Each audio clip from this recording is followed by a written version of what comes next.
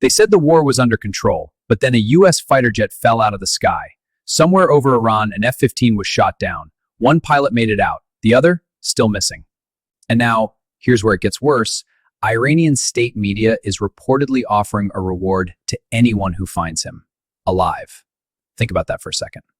If everything was 100% under control, like the president claimed, how does this happen? Behind the scenes, there was no immediate press briefing, no clear statement from the Pentagon. Just silence. The kind of silence that makes people nervous. And while officials stayed quiet, the situation escalated fast. This wasn't just one incident. It was the moment everything started to crack. Because when a government tells you one story, but reality starts telling another, you have to ask yourself, what else aren't they telling you? And if this is just the beginning, how bad is it about to get? 2 aircraft down in just 48 hours. That's not a coincidence, that's a pattern. At first it was the F-15, then reports confirmed something even more alarming. An A-10 attack aircraft had also been shot down. And suddenly, this didn't look like an isolated incident anymore. It looked like the battlefield was shifting. I started digging into the details, and what stood out wasn't just the losses, it was what happened next. Rescue helicopters were deployed immediately, standard protocol. But even those Blackhawks came under fire. Think about that, a rescue mission being targeted mid-operation. And the numbers began to paint a darker picture. Officials had already claimed Iran's air defenses were neutralized, that radar systems were completely destroyed. But if that were true, how are multiple aircraft being tracked, targeted, and taken down in such a short window? From a distance, it looks like confidence. But up close, it feels like something isn't lining up.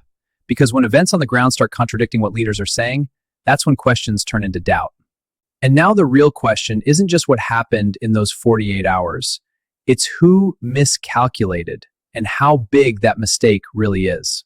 Iran wasn't collapsing. It was adapting faster than anyone expected. While early narratives suggested that Iran's air defenses had been completely wiped out, what unfolded on the ground told a very different story. Behind the scenes, Iranian military units had already shifted strategy.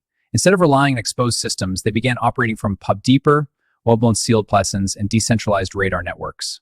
These systems were far harder to detect and destroy. And then came the response.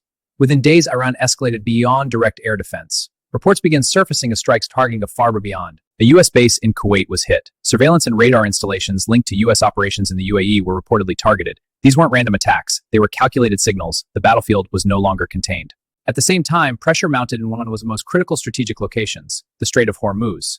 Iranian officials and affiliated channels began issuing warnings about restricting or controlling passage through the strait. This choke point is responsible for a significant percentage of the world's oil supply. Even the suggestion of disruption was enough to send shockwaves through global markets. But perhaps the most powerful move wasn't military, it was psychological. Iranian state media quickly seized on the missing U.S. pilot. The story spread rapidly, images, speculation, and most importantly, the announcement of a reward for information leading to his capture. It wasn't just about one individual. It became a symbol, a way to challenge the narrative of American dominance and project strength both domestically and internationally. In modern warfare, perception is power. And in this moment, Iran wasn't just fighting on the battlefield. It was shaping the story. Because while one side was still insisting that everything was under control, the other side was proving step by step that it wasn't. And that's when the situation becomes far more dangerous. Not when one side is winning, but when both sides believe they can't afford to lose. Inside Washington, something didn't feel right, and the silence was louder than any statement. From the outside, it looked like control. And if you were watching closely, you could feel it. This wasn't normal wartime communication. He wasn't out there reassuring the public. He wasn't standing behind a podium explaining the situation. Instead, hour half-assed with nothing but fragments. A meeting here, a closed session there, vague updates with no real detail. And the Pentagon? Also quiet. No clear timeline, no full explanation of what had just happened in the skies over Iran. I started asking the same question many others were beginning to ask. Why the silence? Because in moments like this, governments usually do the opposite. They step forward, they control the narrative, they show strength. But here, the absence of information was becoming the story itself. And you could see how unusual it was. Even insiders were struggling to get clarity. Reports described officials being tight-lipped, conversations happening behind closed doors, information being restricted. This wasn't transparency, this was containment. Now put yourself in that position. You're being told that the war is under control, that the enemy's defenses are gone, that everything is going according to plan. But at the same time, you're seeing jets fall, rescue missions under fire, and now total silence from leadership. What would you think? From his perspective, the president was likely facing a rapidly changing situation, one that didn't match the earlier expectations. Decisions had to be made quickly. Risks had to be recalculated. And in that kind of environment, every word matters. Say too much and you reveal weakness. Say too little and people start connecting the dots themselves. And that's exactly what began to happen. Because when information disappears, speculation fills the gap. Analysts, media figures, even former officials started questioning the lack of communication. Some described it as a sign of uncertainty. Others went further, suggesting that the situation might be more serious than what the public had been told. And once that doubt enters the system, it spreads fast. The narrative, the idea that everything was controlled, precise, successful, started to feel unstable. Not because of one statement, but because of what wasn't being said. And in a war driven as much by perception as by firepower, losing control of the narrative can be just as dangerous as losing control of the battlefield. Because if people no longer believe the story they're being told, then what else begins to fall apart? And then, in the middle of all of this, something happened that raised even more questions. Top generals were removed. Not before the war, not after the war, but during it. General Randy George, the Army's top officer, was asked to step down immediately. No long transition, no gradual replacement, just out. And he wasn't alone. The reports pointed to a broader shakeup. More than a dozen senior military officials either fired, sidelined, or quietly pushed out. From the outside, it looked sudden. From the inside, it looked even more unusual. Because in wartime, continuity is everything. Chains of command are not supposed to shift overnight. Strategies depend on stability. Relationships between commanders, units, and allies are built over time. And yet, right in the middle of an active conflict, that structure was being altered. I looked at the timing, and it didn't add up. You don't normally remove experienced leadership when operations are ongoing, unless something deeper is happening. And then more details started to surface. There were reports that promotions for several senior officers had been delayed or even blocked, including women and minority officers. In some cases, disagreements over those decisions reportedly contributed to the broader shakeup. Internal friction, conflicts behind closed doors. Not just about strategy, but about who should even be leading. Now think about that. You're in the middle of a war. Aircraft are being shot down. A pilot is missing.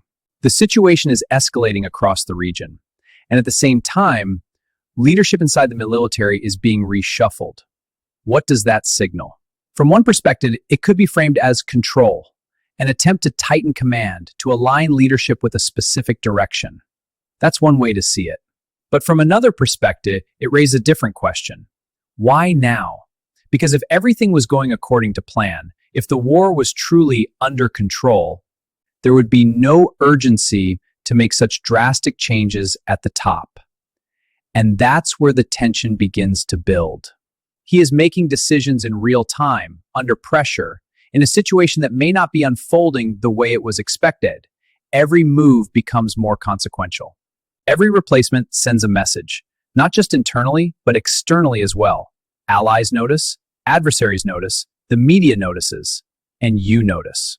Because when leadership starts changing in the middle of a crisis, it doesn't just affect strategy, it affects confidence. It makes people wonder whether the system itself is stable or whether it's reacting. And once that question is out there, it's hard to contain. Because this isn't just about one general, or even a group of them. It's about what those decisions reveal. Are they part of a calculated plan, or are they signs of something starting to slip? The story was starting to fall apart. At first, it sounded confident, almost absolute. Iran's defenses had been annihilated. The operation was unstoppable. That was the message repeated to the public, over and over again. But then reality began to push back. Aircraft were being shot down. A pilot was still missing. Rescue missions were under fire. And suddenly, those earlier statements didn't feel as solid anymore. They felt disconnected. From the outside, it looked like a messaging problem. From the inside, it looked like something deeper. Because once the facts on the ground stop matching the words coming from leadership, people start paying attention in a different way. Media outlets began highlighting the contradictions. Analysts pointed out the gap between what was claimed and what was happening. Even within political circles, questions started to surface. These questions came quietly at first, then more openly. And then came the numbers. Approval ratings began to slide, dropping into negative territory, down to around -17.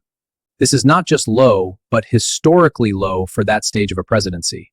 That's not just a statistic, that's a signal. It means confidence is shifting. Now step back and look at the full picture. On one side, you have official statements projecting strength, control, certainty. On the other side, you have events that suggest unpredictability. You see resistance and escalating risk. Those two realities can't exist together forever. At some point, one overtakes the other. And that's where the tension builds. Because narratives are powerful, but only as long as people believe them. Once doubt enters the equation, everything changes. Every new incident gets scrutinized. Every silence feels intentional. Every decision raises new questions. He continues to present a version of events that suggests control. But the system around him, the battlefield, the military leadership, is reflecting something else. The public response is beginning to reflect something else. And you can see it happening in real time. This isn't just about whether the war is going well or badly. It's about whether the story being told still holds together. Because when the narrative starts to crack, it doesn't break all at once. It fractures slowly. And the more pressure that builds, from the battlefield, from the public, from inside the system itself, the harder it becomes to keep those fractures from spreading. And once they do, it's no longer just a communication problem, it becomes a credibility problem. I want you to take a step back for a moment and look at everything you've just seen. A missing pilot, multiple aircraft shot down, silence from leadership, generals removed in the middle of a war, and a story that no longer lines up with reality. Individually, each of these events could be explained. I could sit here and tell you, this is normal, this happens in war, nothing unusual. And maybe in isolation, that would make sense. But when you put them together, that's when it starts to feel different. Because what we're looking at isn't just a battlefield situation. It's something bigger. It's a moment where pressure is building. The pressure is from every direction, military, political, public. And when that kind of pressure builds, systems don't just stay the same. They either adapt or they begin to crack. And here's where it becomes personal for you. Because you're not just watching a distant conflict. The decisions being made right now, how this war is handled, shape what happens next. These decisions don't stay contained. They shape what happens next. Not just there, but everywhere. I've seen moments like this in history before. Moments where everything still looks stable on the surface, but underneath, something is shifting. And the truth is, you don't always realize it's a turning point until after. So the real question isn't just what's happening right now. It's this: if the story we've been told is starting to fall apart, then what comes next?